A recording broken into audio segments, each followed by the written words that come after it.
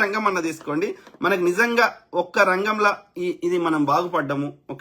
ఎన్ని పర్యాటక ప్రాంతాలు ఉన్నాయో మన రాష్ట్రంలో, కరీంనగర్లా, ఇక్కడ మహబూబ్ నగర్లా, తర్వాత వరంగల్లా, తర్వాత హైదరాబాద్లా ఒక్క పర్యాటక శాఖ ద్వారా అదనంగా ₹1 మనకు వచ్చింది, వాటిని పునర్వైభవానికి తెచ్చింది ఒక్కటి చెప్పండి. మరి ఎందుకున్నాడు పర్యాటక శాఖ మంత్రి పికడ్? ఇంకా నేను ఈ ప్రభుత్వాన్ని అడుగుతున్నా అంటే ఆ ప్రభుత్వం మంచిగా ఉందని కాదు, వాడు మంచిగా లేడని వీడిని తెచ్చుకున్నాం. వీడు కూడా అట్లనే చేస్తే చిల్లర పథకాలు ఇస్తా, ఏదో పని లేకుండా కానీ ఆడ కూర్చుంటే పెట్టి మేపుతా, పైసలన్నీ చిల్లం పల్లని చేస్తా అంటే ఎందుకు ఊరుకుంటాం? ఆలోచించండి మిత్రులు దయచేసి. సో విజయ్ రామ్ అన్నా super, thank you brother, thank you. సాది మిత్రులారా, పార్టీలకు అతీతంగా మన ప్రాంతాన్ని అన్ని రంగాల్లో వృద్ధి చేసుకోవడానికి కష్టపడదాం. ఇక వీళ్ళు ఉన్న వాళ్ళు ఎవడు పనికి రాకపోతే మన అలాంటి వాళ్ళందరం కలిసి కొత్త పార్టీ అన్న పెట్టుకుందాం. బట్ ఎవడొచ్చినా మన ఆలోచన విధానం మారాలి. సమస్యలకు శాశ్వత పరిష్కారాలు దొరకాలి. మనము ఎంతసేపు ఇట్లనే కాదు, ఇప్పుడు ఇదే స్ట్రాటజీ అయితే ఇంకా 100 ఏళ్ళైనా మన దేశం అభివృద్ధి కాదు. ఎందుకంటే నువ్వు అభివృద్ధికి డబ్బులే కేటాయిస్తలేవు. ఎక్కడ కేటాయించినా చెప్పండి. 3 లక్షల కోట్లల్లో హార్డ్లీ ఒక 20-30 వేల కోట్లు ఖర్చు పెడితే ఎట్లా అభివృద్ధి అయితే? ఇప్పుడు ఈ 2.5 ఏళ్లలో 9 లక్షల కోట్లు, నేను ఇంకా సగం ఇయర్ ఉంది కాబట్టి అది లెక్క పెడతలేను. ఓకే, సో ఆ సగం 2.5 సంవత్సరాల్లో 9 లక్షల కోట్లలో కనీసం 1,00,000 కోట్లన్నా నువ్వు అభివృద్ధి కేటాయించకుండా నువ్వు ఎట్లా అభివృద్ధి అవుతుందో నాకు చెప్పండి. మరి ఏడికి పోతున్నాయి పైసలు అంటే జీతాలకి, వాళ్ళ రిటైర్మెంట్ల బెనిఫిట్లకి, వాళ్ళ టీఏలకి, డిఏలకి, ఉద్యోగులకి 22% ప్రతి సంవత్సరం పోతున్నాయి. ఆ తర్వాత ఈ ఉచిత పథకాలకు పోతున్నాయి, పంచిపెట్టే పథకాలకి. మరి పంచిపెట్టిన వాడితే పాపం వాడు తీసుకున్నవాడన్నా బాగుపడుతుండా? ఇందిరమ్మ ఇల్లు ఇచ్చినావు, ఇందిరమ్మ ఇల్లు ఇస్తే వాళ్ళ బతుకులు మారిపోయినాయా? వాళ్ళు ధనవంతులైనరా? మళ్ళీ నువ్వు వాళ్ళకి పెన్షన్ ఇవ్వాల్సిందే, మళ్ళీ నువ్వు రేషన్ మీద బియ్యం అవి ఇవ్వాల్సిందే, రేషన్ బియ్యం అవన్నీ. సో మరి వాళ్ళు అదే సన్న బియ్యం మళ్ళీ నువ్వు వంచాల్సిందే. మరి వాళ్ళ ఇందిరమ్మ ఇల్లు ఇస్తే వాళ్ళ బతికేం మారింది? ఇందిరమ్మ ఇల్లు కాదు, వాళ్ళే సొంతంగా ఇల్లు కట్టుకునే స్థాయికి వాళ్ళ సంపద పెరగాలంటే నువ్వు ఏం చర్యలు తీసుకున్నావు అని అడుగుతున్నావు నేను. రైతుని ధనవంతుడు కావాలంటే నువ్వేం చర్యలు తీసుకున్నావు? యువకులకి వాళ్ళు ఒక వ్యాపారవేత్తలకు ఎదగాలంటే నువ్వేం చర్యలు తీసుకున్నావు? అనేక మంది అన్ఎంప్లాయిడ్ యూత్ ఉన్నారు. ఓకే, రైతు బిడ్డలు ఉన్నారు. వాళ్ళే రైతు పండించిన ధాన్యాన్ని వాళ్ళే అమ్మే స్థాయికి ఈ ఇంటర్నెట్ యుగం వచ్చినాక రైతులే అమ్ముకునే స్థాయికి ఇప్పుడు వారధి అనటమే ఆమె చేస్తున్నది. ఓకే, ఇంకో అమ్మాయి రెస్టారెంట్ పెట్టుకుని ఇంజనీరింగ్ చేసిన అమ్మాయి, ఇంకో అమ్మాయి రైతు బిడ్డ ఇంజనీరింగ్ చేసిన అమ్మాయి వాళ్ళ నాయన పసుపు బండిస్తే ఆన్లైన్లో పసుపు పెట్టి అమ్ముకుంటుంది, 1000 కిలోలు అమ్మిందంట ఆమె. ఓకే, సో ఇట్లాంటి యూత్ ని వ్యవసాయం మీద అవగాహన ఉన్న వాళ్ళని తీసుకొని వీళ్ళ ద్వారానే నువ్వు డైరెక్ట్ మార్కెటింగ్ చేయించవచ్చు కదా, ఈ దళారీ వ్యవస్థను ఎత్తేయచ్చు కదా. నువ్వు రైతు సమాఖ్యలకి అన్ని రకాలుగా వాళ్ళే ఓన్ బ్రాండ్ క్రియేట్ చేసి వాళ్ళే అమ్ముకునే స్థాయికి, వాళ్ళే రైస్ మిల్ పెట్టుకునే స్థాయికి వాళ్ళని తీసుకొని, ఇప్పుడు అమూల్ ఉన్నది, అమూల్ అదేంది ఇవన్నీ తయారు చేస్తారు కదా, నెయ్యి, ఈ బటర్ ఇవన్నీ తయారు చేస్తారు అమూల్. ఏందో అది? వాళ్ళు ఎవరు నడుపుతారు? ఓనర్ ఎవరు? రైతులే. రైతు సమాఖ్యలు నడుపుతాయి గుజరాత్లో. సో ఇప్పుడు మహిళా సెల్ఫ్ హెల్ప్ గ్రూప్ అంటున్నావు, మహిళా సంఘాలకి నేను ఇది ఇచ్చినా అది ఇచ్చినా అని చెప్పుకుంటున్నావు. పెట్రోల్ బంకు, ఇంకో ఆర్టీసీ అది గుదిబండ తయారైంది, దాన్ని కావాలని దాని లాభాలు వచ్చినట్టుగా ప్రజలు కట్టే ట్యాక్సులు తీసుకొని ఆర్టీసీ వాళ్ళకి ఇచ్చి నేను ఆర్టీసీ లాభాలు చేసిన అని చెప్తున్నావు. ప్రజలు టికెట్ పెట్టి కొనుక్కుంటే అది లాభం వచ్చినట్టు. ఆర్టీసీ గుదిబండగా తయారైంది. ఇక వాళ్ళకి ఎందుకు తయారైంది?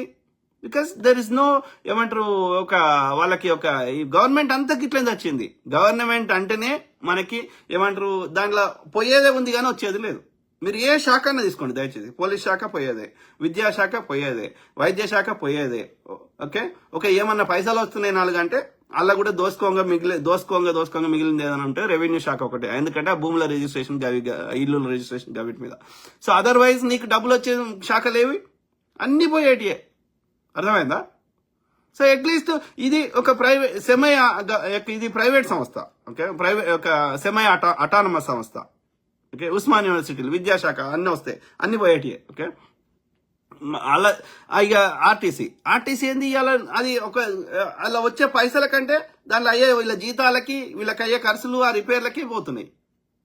మరి అదేమి సంస్థనో. ఓకే, సో దాన్ని మేపడానికి, దాన్ని బతికేయడానికి ముఖ్యమంత్రి గారు ఆడుతున్న డ్రామా ఏంటంటే ఫ్రీ అని చెప్పి ఇంకా ప్రజలు కట్టిన ట్యాక్సులు తీసుకొని ఆర్టీసీకి ఇచ్చి ఆర్టీసీ లాభాలు వచ్చిందని చెప్తున్నాడు. ఆర్టీసీ లాభాలు రావాలంటే ప్రజలు టికెట్ పెట్టి కొనుక్కుంటే ఆ జీతాలు వాళ్ళ యొక్క మెయింటెనెన్స్ పెట్రోల్ డీజిల్ ఖర్చులు అన్ని పోయినాక మిగిలితే వచ్చినట్టు. లెక్కలు తీయండి, ఏమీ లేదు, సున్నా. Okay, very unfortunate. గడ్డం నరసింహ ఏమంటున్నారు, రాజుగారు ప్రభుత్వ ఉద్యోగులకు రేషన్ కార్డు ఉండదు, ఇందిరమ్మ ఇల్లు ఉండదు, వాళ్ళ పిల్లలకు స్కాలర్షిప్ ఉండదు, ప్రభుత్వ పథకాలు ఏది వర్తించదు. అయినా సరే బ్రదర్, గడ్డం నరసింహ బ్రదర్, సో ప్రభుత్వ ఉద్యోగులకి కేసీఆర్ గారు ఎంత పెంచారు? 42% ఫిట్మెంట్ పెంచారు. రేవంత్ రెడ్డి గారు వచ్చినాక మళ్ళీ పెంచారు. సో వీళ్ళకి ఏం పని ఉంటుంది? అంత పని ఏం? ఒక ప్రైవేట్ స్కూల్ టీచర్ని తీసుకుందాం, ఒక గవర్నమెంట్ స్కూల్ టీచర్ని తీసుకుందాం. వీళ్ళకి ఎంత జీతం వస్తుంది, ప్రైవేట్ లో ఎంత వస్తుంది, వీళ్ళు ఎంత పని చేస్తారు, వాళ్ళు ఎంత పని చేస్తారు? మీరు దయచేసి చెప్పండి. అట్లా ఏ శాఖ అన్నా తీసుకోండి.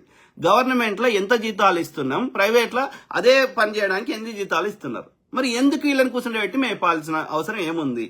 ఒక గవర్నమెంట్ స్కూల్ టీచర్ ఎన్ని గంటలకు బడికి వస్తాడు, ఎన్ని గంటలకు పోతాడు, మధ్యలో లంచ్కి ఎంతసేపు పోతాడు, మళ్ళీ ఛాయ్లకి కాఫీలకి ఎంతసేపు పోతాడు, వాడు హార్డ్లీ ఒక డేలో ఎన్ని పని చేస్తాడు? ఒక సాఫ్ట్వేర్ ఇంజనీర్ పొద్దుగాలు ఎన్నింటికి పోతాడు, రాత్రి ఎన్నింటికి వస్తాడు, మళ్ళీ వీకెండ్ ఎన్ని కనెక్ట్ అవుతాడు? ఇన్ని ప్రైవేట్లో మరి అన్ని పోయినాక ట్యాక్సులు ట్యాక్సులు గీక్సులు కట్ అయినాక 1 లక్ష రూపాయలు వాళ్ళకి జీతం వస్తే సాఫ్ట్వేర్ ఇంజనీర్కు, వాని చేతికి వచ్చే వరకు ఎంత వస్తాయి? 60-70 వేలు కూడా రావు. మరి ఇదే గవర్నమెంట్కి. సో ఎందుకు ఈ ఇంత ఇన్ఎఫిషియెంట్ గా ఎందుకు గవర్నమెంట్ లో ఉద్యోగాలు క్రియేట్ చేయాలి అంటున్నా. ప్రైవేట్ లోనే ఉంచు. ఇప్పుడు పేదోడు ఉన్నాడు, పేదోడు ప్రైవేట్ స్కూల్కి పోని, వానికి రీయింబర్స్ చేయి. అర్థమైందా? సో మిగతా మన ఎవరికి సాయం చేస్తున్నాం? టెంపరీ సాయం చేస్తున్నాం. ఎందుకు చేస్తున్నాం? వాడు పేదోడు కాబట్టి వానికి కూడా కనీసం బేసిక్ నెసెసిటీస్ కి కనీసం ఏమంటారు హక్కు ఉంది కాబట్టి, విద్య, వైద్యము, ఇట్లా కూడు గూడు ఇట్లాంటివి. సో కాబట్టి మనం మానవత్వంతో సాయం చేస్తున్నాం పేదోనికి, రైట్? మధ్యతరగతికి, ధనవంతుని మనం సాయం చేయాల్సిన అవసరం లేదు. సో పేదోడు ఎక్కడికన్నా పోని, పేదోడి క్వాలిటీ వద్దా? రాజశేఖర రెడ్డి గారు ఆరోగ్యశ్రీ అని తెచ్చారు. ఎందుకు తెచ్చారు? పేదోడికి కూడా కార్పొరేట్ వైద్యం అందాలని తెచ్చారు, రైట్? అన్నప్పుడు ప్రభుత్వమే అన్ని నెత్తిని ఎందుకు వేసుకోవాలని అంటున్నా. ఈ ఇన్ఎఫిషియెంట్ గా గవర్నమెంట్ లో అంతమందిని కూర్చుంటే పెట్టి ఎందుకు మేపాలంటున్నా? 10 లక్షల మంది ఉద్యోగులు ఇవాళ ఎందుకు మేపాలని అడుగుతున్నా. 5 లక్షల మంది కాంట్రాక్టులు, 5 లక్షల మంది ఈ యొక్క రెగ్యులర్ ఉద్యోగులను ఎందుకు మేపాలి అంత జీతాలు ఇచ్చి? మనకి ప్రైవేట్ లో తక్కువ రేటుకి మనకు పనులు అవుతుంటే, రైట్? అవునా కదా?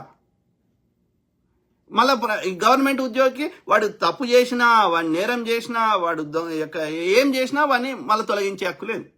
మరి ప్రైవేట్లో వాడు ఎప్పుడైనా తొలగించవచ్చు. మరి ఎందుకు ఈ కాంట్రాస్ట్? ఎందుకు ఇంతమందిని హైర్ చేసుకొని కూర్చుంటే పెట్టుకొని ఎందుకు మేపుకోవాలని అడుగుతున్నాను. రెడ్యూస్ కాస్ట్ తగ్గి, ఇప్పుడు కాదు 22% బడ్జెట్ అంటే తక్కువనా? ఇప్పుడు 3 లక్షల కోట్లలో 65,000 కోట్లు కేవలం ఎంప్లాయీస్ కి జీతాలకి వాళ్ళ ఈ బెనిఫిట్స్ కి పోతున్నాయి. Is it a small amount?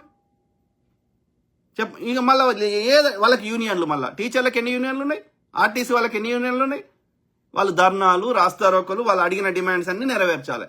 లేకపోతే లొల్లి చేస్తారు. మళ్ళీ ఏం పని చేస్తారా అంటే వాళ్ళు చేసిందే పనిగా. వాళ్ళని ఇక మళ్ళీ రివర్స్ లాజికల్ క్వశ్చన్ అడగద్దు. అడిగితే నేను దేశద్రోహి. ఎందుకు అంటున్నా? మనకు అవసరం ఏందంటున్నా? ఎఫిషియెంట్ గా మనకు తక్కువ రేట్లో మనకు పని అవుతుంటే వీళ్ళని ఎందుకు కూర్చొని పెట్టి మేపాలని అడుగుతున్నా. గవర్నమెంట్ ఎందుకు ఈ ప్రైవేట్ సంస్థల్ని నువ్వు రెగ్యులేట్ చేయి, వాటిని ప్రక్షాళన చేయి, చట్టాలదే వాటిని రెగ్యులేట్ చేయి. కానీ నువ్వే ఎందుకు నడుపుతావు అని అడుగుతున్నా నేను. ఇప్పుడు అమెరికాలో ఎక్సెల్ ఎనర్జీ అని ఒక ఎలక్ట్రిసిటీ కంపెనీ ఉంది, ఓకే? సెంట్రల్ పాయింట్ ఎనర్జీ అని ఒకటి ఉంది. సో వాటిని గవర్నమెంట్ రెగ్యులేట్ చేస్తుంది. కానీ గవర్నమెంటే కరెంట్ని మొత్తం కరెంట్ డిపార్ట్మెంట్ని గవర్నమెంటే గవర్నమెంటే నడపదు.